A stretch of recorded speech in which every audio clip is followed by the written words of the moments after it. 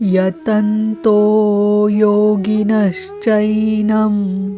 पश्यन्त्यात्मन्यवस्थितं यतन्तोऽप्यकृतात्मानो नैनं पश्यन्त्यचेतसः। योगी जन अपने हृदय में चित्त को सब ओर से समेटकर इस आत्मा को यत्न करते हुए ही प्रत्यक्ष देखते हैं, किंतु अकृतार्थ आत्मा वाले अर्थात मलिन अंतकरण वाले अज्ञानी जन यत्न करते हुए भी इस आत्मा को नहीं जानते, क्योंकि उनका अंतकरण बाह्य प्रवृत्तियों में अभी बिखरा है। चित्त को सब ओर से समेटकर अंतरात्मा में यत्न करने वाले भाविक जन ही उसे पाने योग्य होते हैं। अतः अंतकरण से सतत सुमिरन आवश्यक है। अब उन महापुरुषों के स्वरूप में जो विभूतियाँ पाई जाती है, जो पीछे बता भी आए हैं, उन पर प्रकाश डालते हैं। यदादित्यगतं तेजो जगद्भासयतेऽखिलं यच्चन्द्रमसि यच्चाग्नौ तत्तेजो विद्धि मामकम्। जो तेज सूर्य में स्थित हुआ संपूर्ण जगत को प्रकाशित करता है, जो तेज चंद्रमा में स्थित है और जो तेज अग्नि में है, इसे तू मेरा ही जान। अब उस महापुरुष की कार्य प्रणाली बताते हैं। गामाविश्य च भूतानि धारयाम्यहमोजसा पुष्णामि चौषधिः सर्वास् सोमो भूत्वा रसात्मकः। मैं ही पृथ्वी में प्रवेश करके अपनी शक्ति से सब भूतों को धारण करता हूँ और चंद्रमा में रस स्वरूप होकर संपूर्ण वनस्पतियों को पुष्ट करता हूँ। अहं वैश्वानरो भूत्वा प्राणिनां देहमाश्रितः प्राणापानसमायुक्तः पचाम्यन्नं चतुर्विधम्। मैं ही प्राणियों के शरीर में अग्नि रूप से स्थित होकर प्राण और अपान से युक्त हुआ 4 प्रकार के अन्न को पचाता हूँ। अध्याय 4 में स्वयं योगेश्वर श्री कृष्ण ने इंद्रियाग्नि, संयमाग्नि, योगाग्नि, प्राण अपानाग्नि, ब्रह्माग्नि इत्यादि 13-14 अग्नियों का उल्लेख किया, जिनमें सबका परिणाम ज्ञान है। ज्ञान ही अग्नि है। श्री कृष्ण कहते हैं, ऐसा अग्नि स्वरूप होकर प्राण और अपान से युक्त 4 विधियों से जप सदैव श्वास प्रश्वास से होता है। उसकी 4 विधियाँ बैखरी, मध्यमा, पश्यन्ती और परा है। इन 4 विधियों से तैयार होने वाले अन्न को मैं ही पचाता हूँ। श्री कृष्ण के अनुसार ब्रह्म ही एकमात्र अन्न है, जिससे आत्मा पूर्ण तृप्त हो जाता है, फिर कभी अतृप्त नहीं होता। शरीर के पोषक प्रचलित अन्नों को योगेश्वर ने आहार की संज्ञा दी है, युक्ताहार। वास्तविक अन्न परमात्मा है। बैखरी, मध्यमा, पश्यन्ती और परा की 4 विधियों से निकलकर ही वह अन्न परिपक्व होता है।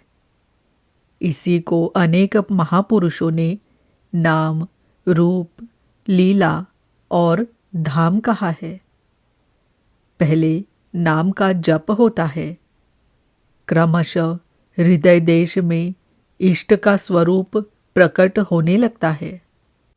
तत्पश्चात उसकी लीला का बोध होने लगता है कि वह ईश्वर किस प्रकार कण कण में व्याप्त है, किस प्रकार वह सर्वत्र कार्य करता है। इस प्रकार हृदय देश में क्रियाकलापों का दर्शन ही लीला है, बाहर की रामलीला रासलीला नहीं। और उस ईश्वरीय लीला की प्रत्यक्ष अनुभूति करते हुए जब मूल लीलाधारी का स्पर्श मिलता है, तब धाम की स्थिति आ जाती है। उसे जानकर साधक उसी में प्रतिष्ठित हो जाता है। उसमें प्रतिष्ठित होना और परावाणी की परिपक्वावस्था में परब्रह्म का स्पर्श कर उसमें स्थित होना, दोनों साथ साथ होता है। इस प्रकार प्राण और अपान अर्थात श्वास और प्रश्वास से युक्त होकर 4 विधियों से अर्थात वैखरी, मध्यमा, पश्यन्ती और क्रमशः उत्थान होते होते परा की पूर्ति काल में वह अन्न ब्रह्म परिपक्व हो जाता है, मिल भी जाता है, पच भी जाता है और पात्र भी परिपक्व ही है। सर्वस्य चाहं हृदि सन्निविष्टो मत्तस्मृतिर्ज्ञानमपोहनैः च वेदैश्च सर्वैरहमेव वेद्यो वेदान्तकृद्वेदविदेव चाहम्। मैं ही सब प्राणियों के हृदय में अंतर्यामी रूप से स्थित हूँ।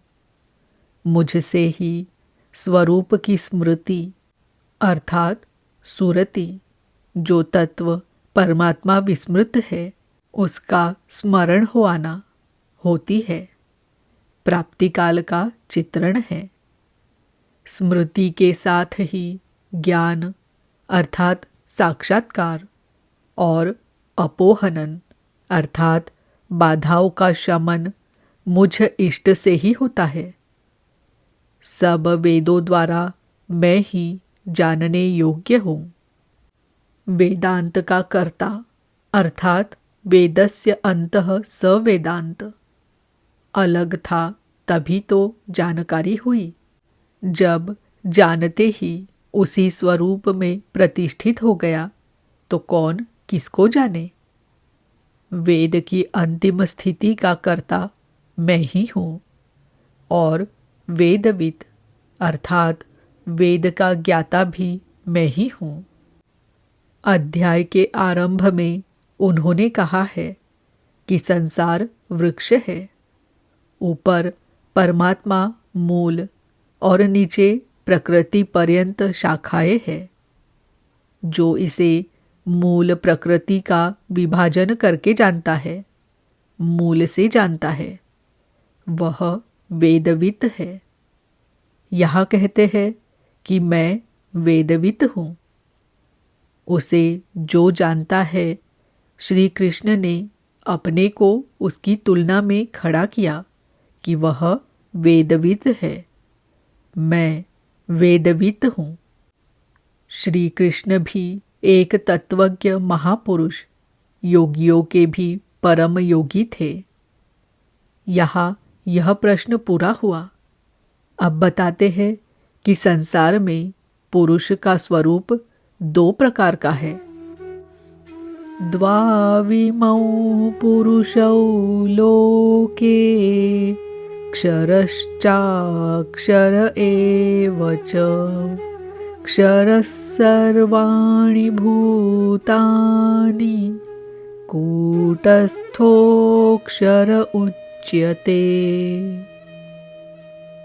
अर्जुन, इस संसार में क्षय होने वाले, परिवर्तनशील और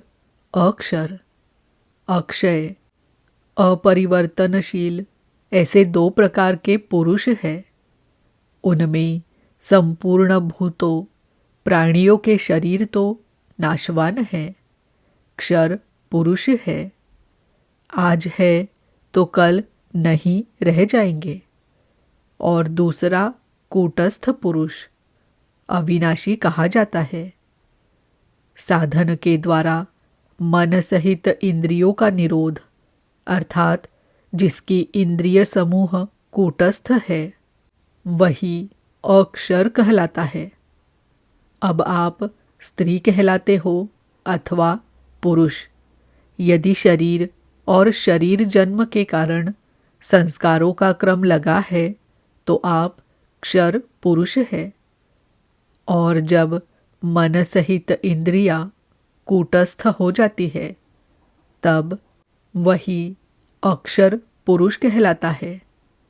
किंतु यह भी पुरुष की अवस्था विशेष ही है। इन दोनों से भी परे एक अन्य पुरुष भी है। उत्तमः पुरुषस्त्वन्यः परमात्मेत्युदाहृतः यो लोकत्रयमाविश्य बिभर्तव्यय ईश्वरः। उन दोनों से अति उत्तम पुरुष तो अन्य ही है, जो तीनों लोकों में प्रवेश करके सबका धारण पोषण करता है। और अविनाशी परमात्मा ईश्वर ऐसे कहा गया है।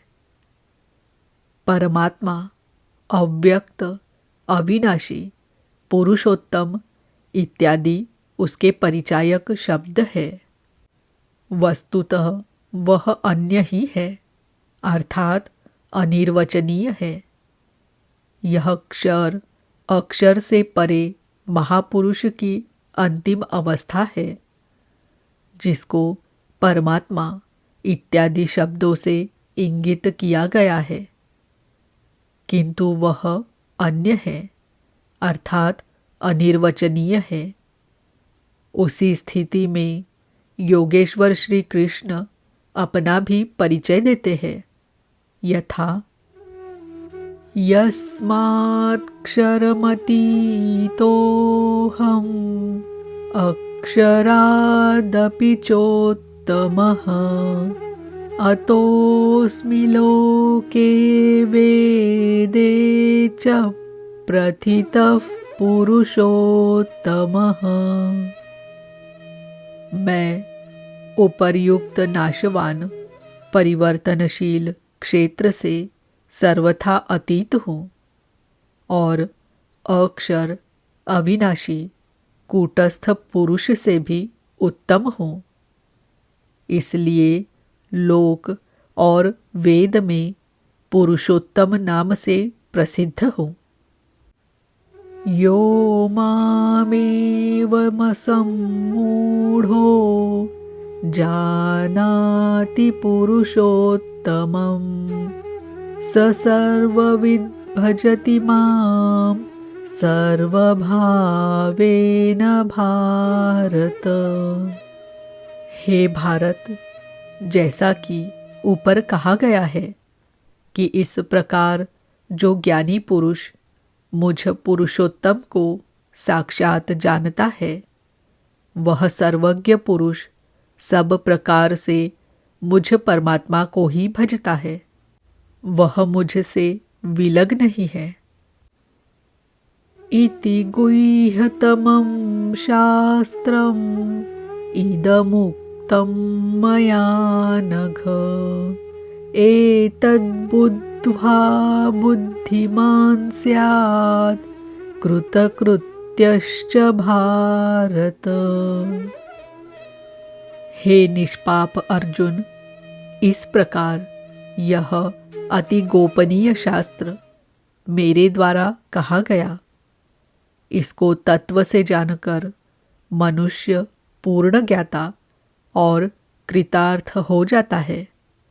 अतः योगेश्वर श्री कृष्ण की यह वाणी स्वयं में पूर्ण शास्त्र है।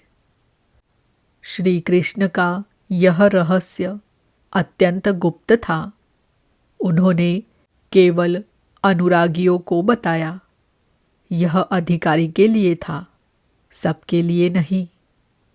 किंतु जब यही रहस्य शास्त्र लिखने में आ जाता है, सबके सामने पुस्तक रहती है, इसलिए लगता है कि श्री कृष्ण ने सबको कहा, किंतु वस्तुतः यह अधिकारी के लिए ही है। श्री कृष्ण का यह स्वरूप सबके लिए था भी नहीं। कोई उन्हें राजा, कोई दूत तो कोई यादव ही मानता था, किंतु अधिकारी अर्जुन से उन्होंने कोई दुराव नहीं रखा। उसने पाया कि वह परम सत्य पुरुषोत्तम है। दुराव रखते तो उसका कल्याण ही न होता। यही विशेषता प्राप्ति वाले प्रत्येक महापुरुष में पाई गई। रामकृष्ण परमहंस देव एक बार बहुत प्रसन्न थे। भक्तों ने पूछा, आज तो आप बहुत प्रसन्न हैं। वे बोले, आज मैं वह परमहंस हो गया।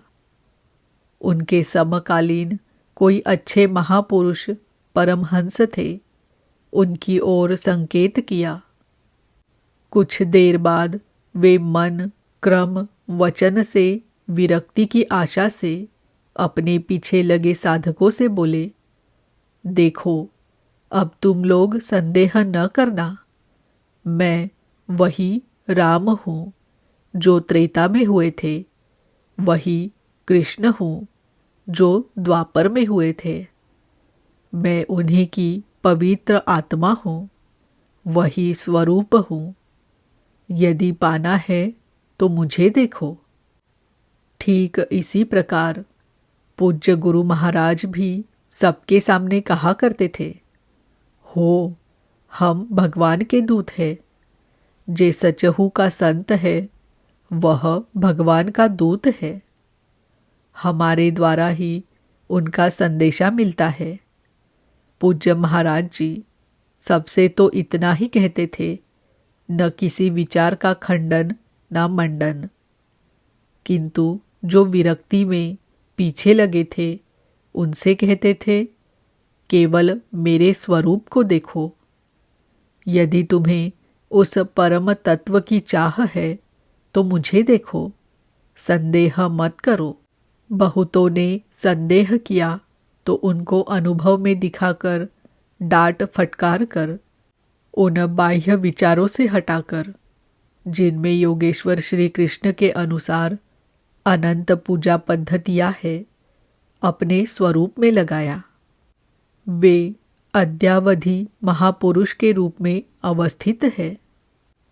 इसी प्रकार श्री कृष्ण की अपनी स्थिति गोपनीय तो थी, किंतु अपने अनन्य भक्त, पूर्ण अधिकारी, अनुरागी अर्जुन के प्रति उन्होंने उसे प्रकाशित किया।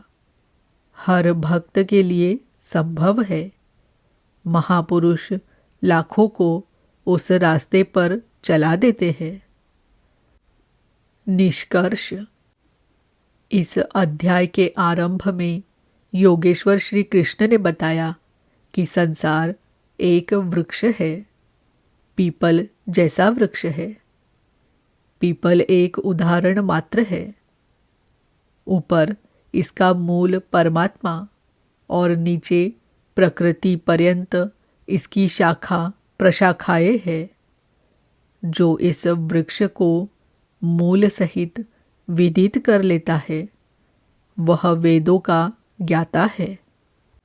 इस संसार वृक्ष की शाखाएं ऊपर और नीचे सर्वत्र व्याप्त है और मूलानी, उसकी जड़ों का जाल भी ऊपर और नीचे सर्वत्र व्याप्त है।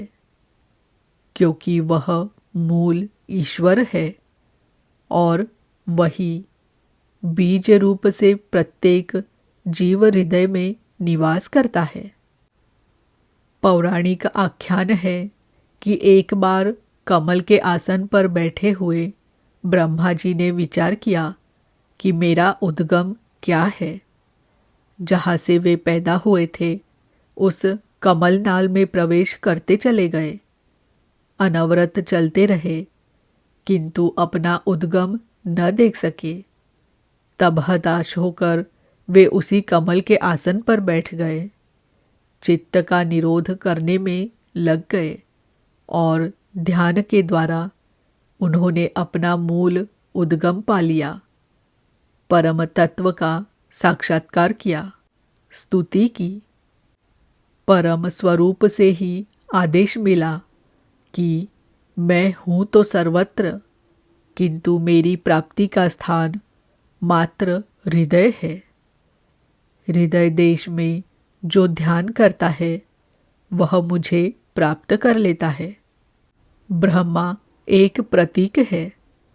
योग साधना की एक परिपक्व अवस्था में इस स्थिति की जागृति है। ईश्वर की ओर उन्मुख ब्रह्म विद्या से संयुक्त बुद्धि ही ब्रह्मा है। कमल पानी में रहते हुए भी निर्मल और निर्लेप रहता है। बुद्धि जब तक इधर उधर ढूंढती है तब तक नहीं पाती, और जब वही बुद्धि निर्मलता के आसन पर आसीन होकर मन सहित इंद्रियों को समेटकर हृदय देश में निरोध कर लेती है, उस निरोध के भी विलीनीकरण की अवस्था में अपने ही हृदय में परमात्मा को पा लेती है।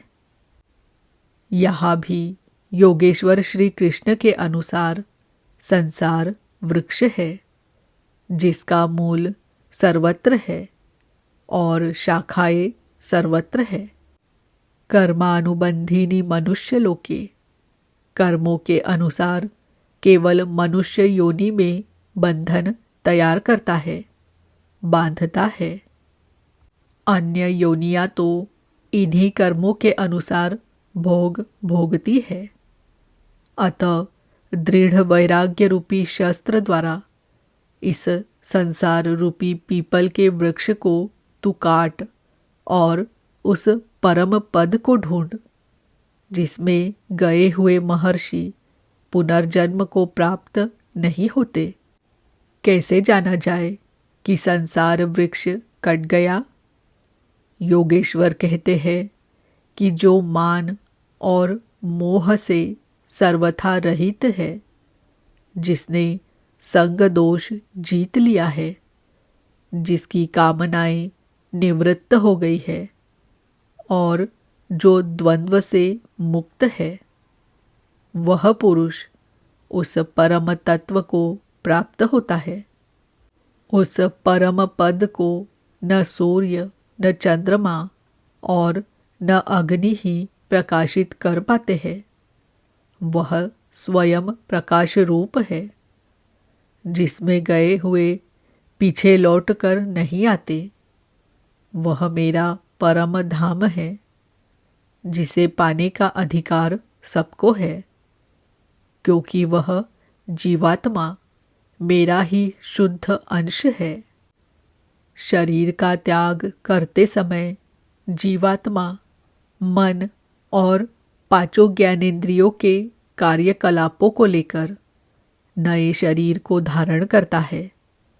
संस्कार सात्विक है तो सात्विक स्तर पर पहुंच जाता है, राजसी है तो मध्यम स्थान पर, और तामसी रहने पर जघन्य योनियों तक पहुंच जाता है, तथा इंद्रियों के अधिष्ठाता मन के माध्यम से विषयों को देखता और भोगता है।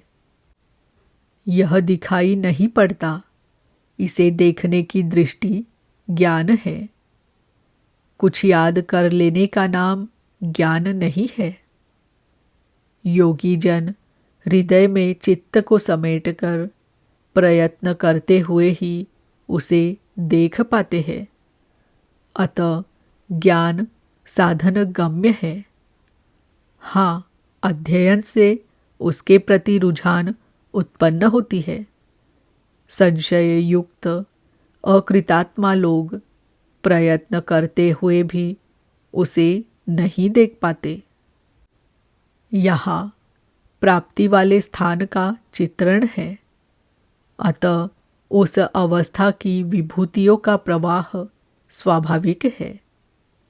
उन पर प्रकाश डालते हुए योगेश्वर श्री कृष्ण कहते हैं कि सूर्य और चंद्रमा में मैं ही प्रकाश हूँ, अग्नि में मैं ही तेज हूँ, मैं ही प्रचंड अग्नि रूप से 4 विधियों से परिपक्व होने वाले अन्न को पचाता हूँ। श्री कृष्ण के शब्दों में अन्न एकमात्र ब्रह्म है, जिसे प्राप्त कर यह आत्मा तृप्त हो जाती है। वैखरी से परापर्यंत अन्न पूर्ण परिपक्व होकर पच जाता है, वह पात्र भी खो जाता है। इस अन्न को मैं ही पचाता हूँ, अर्थात सद्गुरु जब तक रथी न हो तब तक यह उपलब्धि नहीं होती। इस पर बल देते हुए योगेश्वर श्री कृष्ण पुनः कहते हैं कि संपूर्ण प्राणियों के अंतर्देश में स्थित होकर मैं ही स्मृति दिलाता हूँ। जो स्वरूप विस्मृत था उसकी स्मृति दिलाता हूँ। स्मृति के साथ मिलने वाला ज्ञान भी मैं ही हूँ। उसमें आने वाली बाधाओं का निदान भी मुझसे होता है। मैं ही जानने योग्य हूँ और विदित हो जाने के बाद जानकारी का अंतकर्ता भी मैं ही हूँ। कौन किसे जाने? मैं वेदवित हूँ। अध्याय के प्रारंभ में कहा, जो संसार वृक्ष को मूल सहित जानता है वह वेदवित है, किंतु उसको काटने वाला ही जानता है। यहाँ कहते हैं मैं भी वेदवित हूँ। उन वेदविदों में अपनी भी गणना करते हैं। अतः श्री कृष्ण भी यहाँ वेदवित पुरुषोत्तम है, जिसे पाने का अधिकार मानव मात्र को है। अंत में उन्होंने बताया कि लोक में 2 प्रकार के पुरुष है। भूतादिकों के संपूर्ण शरीर क्षर है। मन की कूटस्थ अवस्था में यही पुरुष अक्षर है, किंतु है द्वंद्वात्मक और इससे भी परे, जो परमात्मा परमेश्वर अव्यक्त और अविनाशी कहा जाता है, वह वस्तुतः अन्य ही है। यह क्षर और अक्षर से परे वाली अवस्था है। यही परम स्थिति है। इससे संगत करते हुए कहते हैं कि मैं भी क्षर अक्षर से परे वही हूँ। इसलिए लोग मुझे पुरुषोत्तम कहते हैं। इस प्रकार उत्तम पुरुष को जानते हैं वे ज्ञानी भक्तजन सदैव सब ओर से मुझे ही भजते हैं। उनकी जानकारी में अंतर नहीं है। अर्जुन, यह अत्यंत गोपनीय रहस्य मैंने तेरे प्रति कहा। प्राप्ति वाले महापुरुष सबके सामने नहीं कहते, किंतु अधिकारी से दुराव भी नहीं रखते। अगर दुराव करेंगे तो वह पाएगा कैसे? इस अध्याय में आत्मा की 3 स्थितियों का चित्रण क्षर, अक्षर और अति उत्तम पुरुष के रूप में स्पष्ट किया गया है, जैसा इससे पहले किसी अन्य अध्याय में नहीं है। अतः ओम तत्सदिति श्रीमद्भगवद्गीतासूपनिषत्सु ब्रह्म विद्यायां योगशास्त्रे श्रीकृष्णार्जुन संवादे पुरुषोत्तम योगो नाम पंचदशोऽध्यायः। ओम श्रीकृष्णार्पणमस्तु। हरि ओम तत्सत्।